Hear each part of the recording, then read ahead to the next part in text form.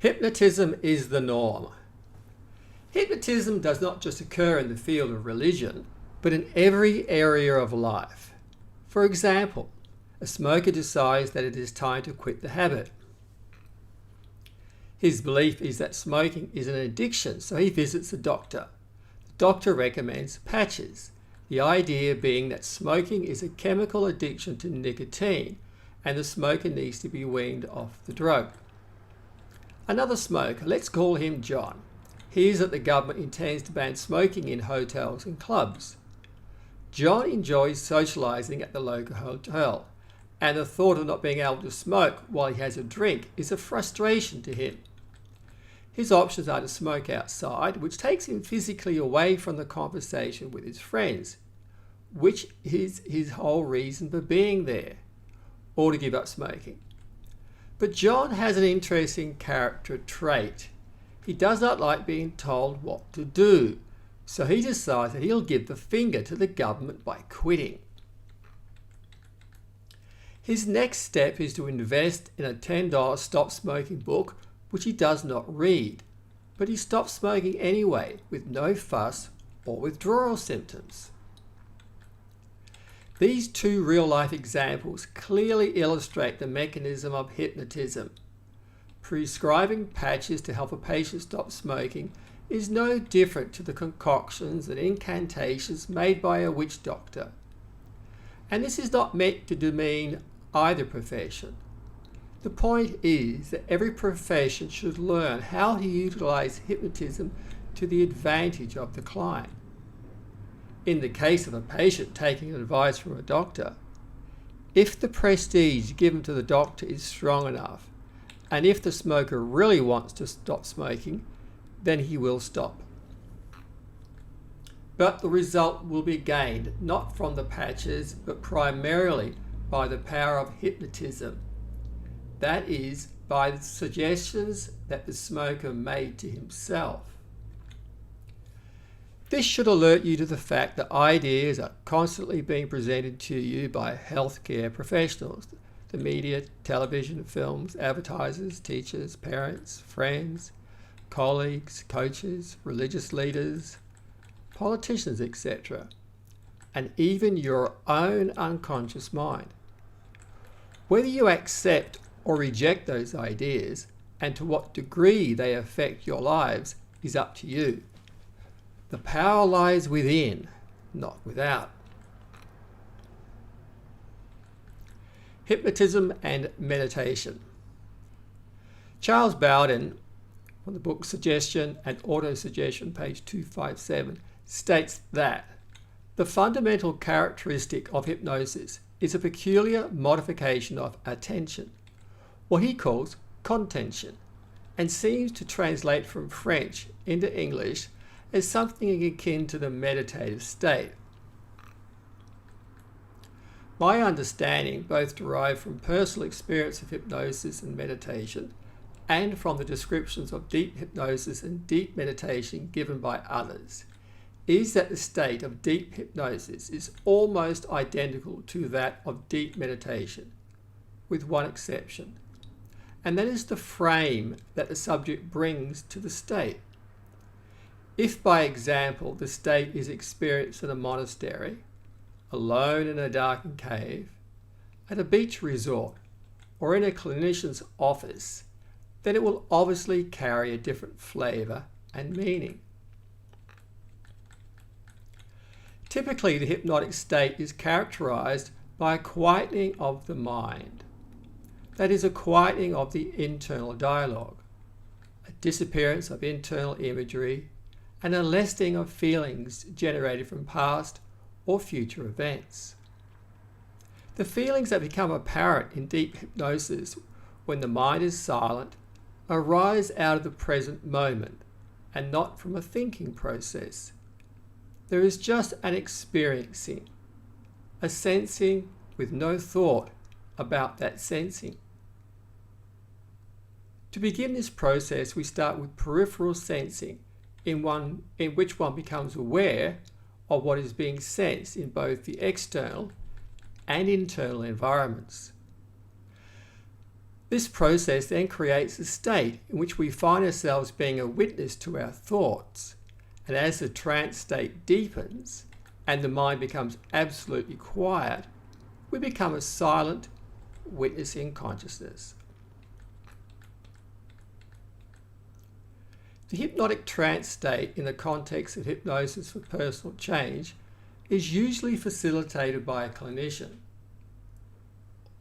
or in the case of self-hypnosis, by the subject himself. One aims to enter a trance state so as to use it for personal change. In the context of meditation, the intent is quite different.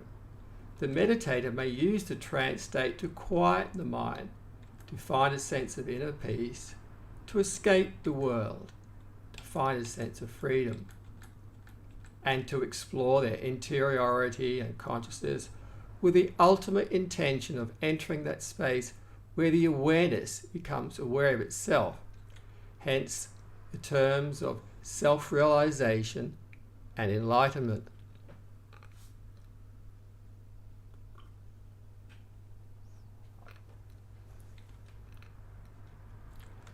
As previously mentioned, my understanding, based upon my personal experience and the descriptions given to me by others, is that the state of a deep trance is virtually identical to that of deep meditation. Only the frame changes. That is, if the trance is experienced in a hypnotherapist office, then the subject will bring a meaning to that context. If the trance is experienced in a nightclub as part of a stage show, then the meaning that the subject brings to that experience will be coloured by the frame of entertainment. If the trance is experienced in a temple while sitting at the foot of an enlightened master, then this context will influence the meaning. If the trance is experienced while praying to Jesus, then the trance experience will be described in Christian terminology. The characteristics of deep trance are eye closure, eye catalepsy, body immobility, which is catalepsy, full body anesthesia, time goes away and one is plunged into the eternal now, the critical internal dialogue disappears, there's the inner silence, and a state of contentment, happiness, bliss, or euphoria. As eye closure is typically associated with relaxation and sleep, and since immobility is a characteristic of deep trance, some meditation techniques begin by having the meditator close their eyes and sit absolutely still in a relaxed posture. The meditator then brings their awareness to the breathing in the body, the aim being to keep the attention on the breathing without thinking about the process. In doing so, the mind slowly becomes quieter, and with practice, one enters a state of silence, similar to that which one enters into just before drifting off to sleep.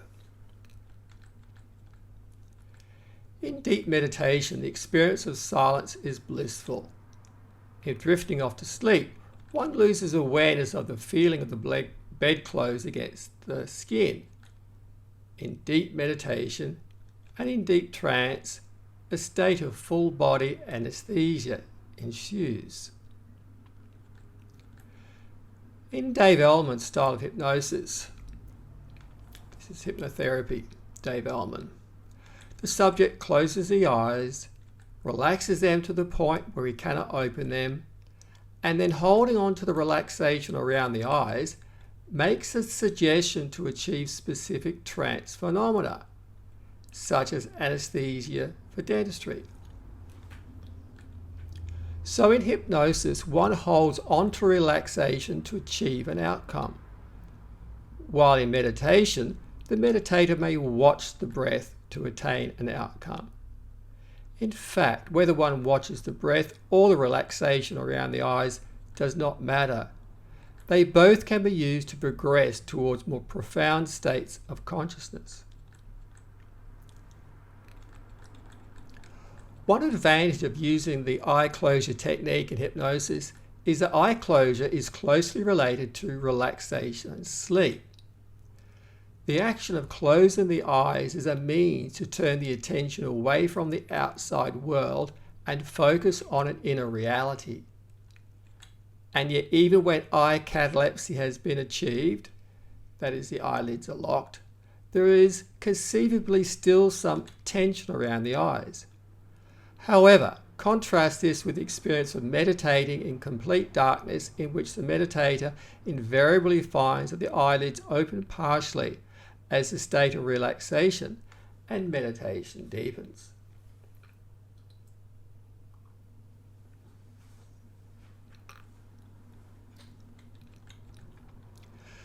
The meditator may induce trance through a variety of means.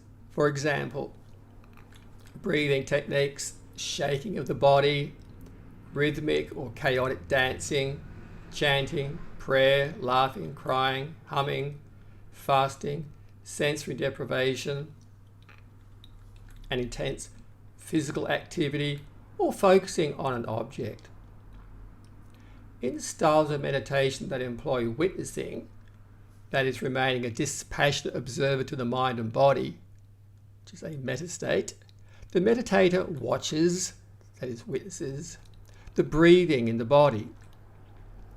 When the mind wanders, it is gently brought back to the task of watching the breath. Over time, this builds what is known as awareness. As awareness increases, the need for thinking becomes less. The mind becomes quieter, relaxation deepens, and the trance state deepens. As long as the meditator continues to watch the breath, then a state of meditation ensues. In element style of inducing trance, the subject is asked to close their eyes, relax them, and then hold on to the relaxation, such that as long as they hold on to the relaxation, they won't be able to open their eyes. Once eye closure has been achieved, the subject is trained to utilize the condition for hypnotherapeutic purposes. Whereas the meditation technique of watching the breath requires a gentle, relaxed attitude, Elman's approach uses concentration combined with speed as a means to focus the mind and induce trance. But this is not to say that all meditation techniques take a gentle, relaxed approach. Some meditation techniques are preceded with intense physical activity, long periods of fasting, chanting, prayer, sensory deprivation, or concentration on an object before moving onto a stage where relaxation and deep trance is allowed to develop. One of the phenomena of trance that sometimes occurs during hypnosis is arm catalepsy. I've never heard of this occurring during meditation, but that is to say that it has not. Arm catalepsy is a phenomena of dissociation. That is, it is not a conscious behavior. Sometimes arm catalepsy occurs naturally, while at other times it is induced. For example, Milton H. Erickson, the 20th century American medical hypnotherapist, would invite the subject to experience an arm as becoming lighter. By pacing his suggestions in time with the inward breath, the arm would slowly begin to rise slowly upwards. Others, such as Richard Bandler, this is Bandler Magic in Action, found it more expedient to just lift the arm into position. One can see how the variable of time has affected the different styles of hypnosis and meditation. Eye catalepsy will also occur naturally in trance if given enough time, or faster if requested by the hypnotist.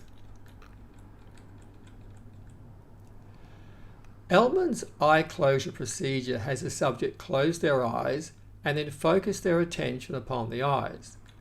The subject is encouraged repeatedly to keep on relaxing the muscles and nerves around the eyes until eye catalepsy is achieved. This procedure is similar to the meditation technique of watching the breath. Whether the practice is hypnosis or meditation, the instructions can be given by an operator or the subject. The difference between Elman's hypnotic induction and the witnessing style of meditation is that in hypnosis, Elman has the subject concentrate their attention upon the eyes. This narrows the attention, whereas with watching the breath, one just notices the breathing at the belly, yet simultaneously remains open to other sensory stimuli such as sounds, internal imagery, feelings, body sensations, and smells.